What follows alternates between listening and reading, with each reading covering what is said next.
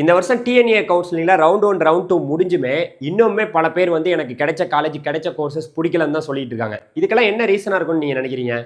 அவங்களுக்கு வந்து கவுன்சிலிங்கை பத்தி இப்ப எல்லாமே எல்லாரும் புரிஞ்சுக்கிறோம், விழிப்புணர்வா தான் இருக்கிறோம். இருந்தாலுமே அவங்க என்ன தப்பு பண்ணியிருப்பாங்கன்னு நீங்க நினைக்கிறீங்க?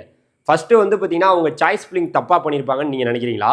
இல்ல வந்து பாத்தீங்கன்னா இந்த ஆன்லைன் கவுன்சிலிங்கே வேணாம், ஆஃப்லைன்ல நேரா நடத்தலாம்னு நினைக்கிறீங்களா? ஆஃப்லைன்ல முன்னாடி அண்ணா யூனிவர்சிட்டியில நேரடியாக தான் நடந்துட்டு இருந்தது. பட் ஆனால் ஏகப்பட்ட மாணவர்கள் இன்ஜினியரிங்க்கு அப்ளை பண்ணுறதுனால கிட்டத்தட்ட 2 லட்சம் பேர் அப்ளை பண்ணுறதுனால நேரடியாக வர முடியாதனால இப்போ எல்லாமே ஆன்லைனில் நடந்துட்டு இருக்கு. ஸோ ஆன்லைனில் எந்த ஒரு தப்பும் இல்லாமல் அவங்களுடைய ஜென்ரல் ரேங்கை வச்சு தான் சீட்டு வந்து அலாட் பண்ணுறாங்க. இருந்தாலுமே பல பேருக்கு வந்து பார்த்தீங்கன்னா இன்னைக்கு கிடைச்ச காலேஜ் கிடைச்ச கோர்சஸ் பிடிக்கல.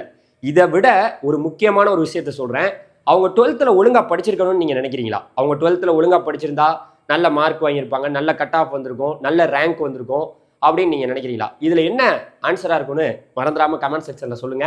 ஏன்னா வந்து பாத்தீங்கன்னா நிறைய மாணவர்கள் அவங்களுக்கு கிடைச்ச கோர்ஸ் கிடைச்ச காலேஜ் எனக்கு பிடிக்கல அப்படிங்கிற ஒரு மிகப்பெரிய பதட்டத்திலே இருந்துட்டு இருக்கீங்க. உங்களுக்கு எந்த காலேஜ்ல சீட்டு கிடைச்சிச்சு, என்ன கோர்ஸ் கிடைச்சுங்கிறத கமெண்ட்ல சொல்லிட்டு போனீங்கன்னா நிறைய மாணவர்கள் தெரிஞ்சுக்கிடுவாங்க.